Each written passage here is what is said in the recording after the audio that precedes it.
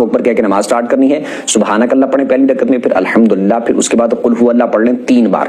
رکوع سجدے کر کے 1 رکعت، اس کے بعد دوسری رکعت میں آپ الحمدللہ پڑھیں، اس کے بعد پھر 3 بار قل هو اللہ پڑھ لیں، رکوع سجدے کر کے اتحیات پہ بیٹھ جائیں، اتحیات پڑھ کے درود پڑھ کے دعا پڑھ کے سلام پھر کے 2 نفل پورے کریں، اور اس کے بعد پھر آپ نے 21 بار قل هو اللہ پڑھنی ہے، یا پھر 1 دفعہ سورہ یاسین پڑھ لیں۔ اس کے بعد پھر آپ نے 2 رکعتوں کے لیے کھڑے ہونا ہے، اس میں آپ نے نیت یہ کرنی ہے کہ اے اللہ ان 2 نفلوں کی برکت سے میری بلاؤں سے حفاظت فرما۔ اس کے بعد آپ نے اسی طرح سیم جس طرح پہلے میں نے بتایا 2 نفل پڑھنے ہیں سیم اسی طریقے کے مطابق، پھر یہ 2 پڑھنے کے بعد آپ نے پھر 21 دفعہ قل هو اللہ پڑھ لینی ہے، یا پھر 1 دفعہ سورہ یاسین پڑھ لینی۔ اس کے بعد پھر آپ نے 2 اور پڑھنے کے لیے کھڑے ہونا ہے، اس میں آپ نے نیت یہ کرنی ہے کہ اے اللہ ان 2 نفلوں کی برکت سے مجھے اپنے سوا کسی کا محتاج نہ کرنا۔